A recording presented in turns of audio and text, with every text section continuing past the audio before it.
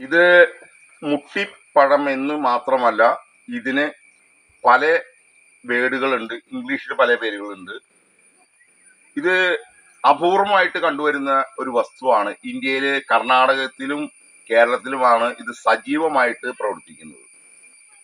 അപ്പൊ M sir DFA അയക്കുന്ന കാലത്ത് ഞാൻ വാച്ചർ അയക്കുന്ന സമയത്ത് എൻ്റെ ഒരു ആഗ്രഹമായിരുന്നു ഇതെനിക്ക് വളർത്തുന്നത്. ഇതിന്റെ മൂല്യം എന്ന് വെച്ച് കഴിഞ്ഞാൽ നിങ്ങൾ ഇത് നെറ്റിൽ അടിച്ചു നോക്കാം, മുട്ടിപ്പഴം എന്താണെന്ന്. ഇതിന്റെ തൊണ്ട് ഏറ്റവും കൂടുതൽ ഉപയോഗിക്കുന്നത് ഷുഗർ രോഗികൾക്ക് അച്ചാറിടാം.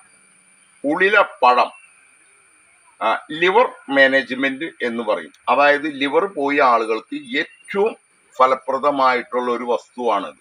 21ഓളം മൂല്യങ്ങൾ ഉള്ള ഇതാണ്. ഇപ്പൊ ഞാനത് അന്ന് ഞാൻ വാച്ചർ അയക്കുന്ന സമയത്ത് ഞാൻ വീട്ടിൽ ഇത് തൈകൾ പിടിച്ച് വളർത്തുകയും ഈ തൈകളെ നല്ല പരിപാലനം കൊടുത്ത് എനിക്ക് ഇതേമാതിരി ഉണ്ടാക്കാൻ ഒരു ദൈവാനുഗ്രഹം കിട്ടി. അപ്പൊ കാട്ടിൽ ഇഷ്ടം പോലെ ഉണ്ട്.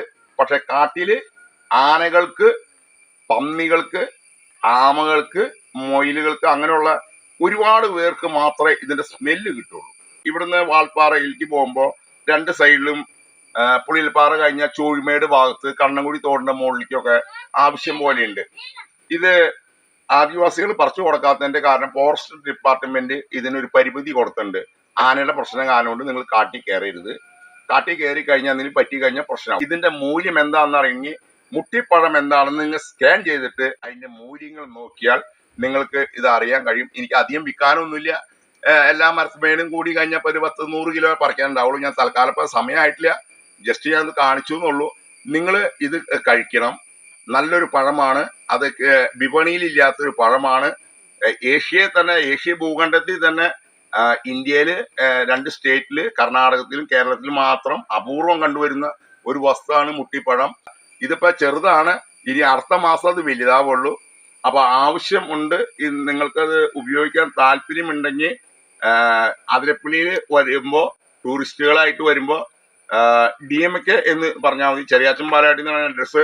ഞാൻ തോറ്റ MLA അല്ല, നിയമസഭയിലേക്ക് മത്സരിച്ച് തോറ്റുപോയ MLA സ്ഥാനത്തേക്ക് മത്സരിച്ച ഒരു വ്യക്തിയും കൂടിയാണ് DMKയുടെ. അപ്പോ എന്റെ പേര് ഒറ്റ പേരേ ഉള്ളൂ. അതിരപ്പള്ളിയിൽ വേറെ ആർക്കും ചെറിയാച്ചൻ പാലാട്ടി എന്നുള്ള പേരില്ല. ഞാൻ ഒരൊറ്റ ചെറിയാനേ ഉള്ളൂ. അപ്പോ ഇത് നിങ്ങൾ ഉപയോഗിക്കുക. എൻ്റെ അടുത്ത് വന്ന ഞാനത് മാന്യമായിട്ട് രീതിയിൽ DFA ആയിട്ടൊന്ന് സംസാരിച്ചിട്ട് ആദിവാസികളോട് പറപ്പിച്ച് വിപണിയിൽ എത്തിക്കണം എന്ന് എനിക്കൊരു ആഗ്രഹമുണ്ട്.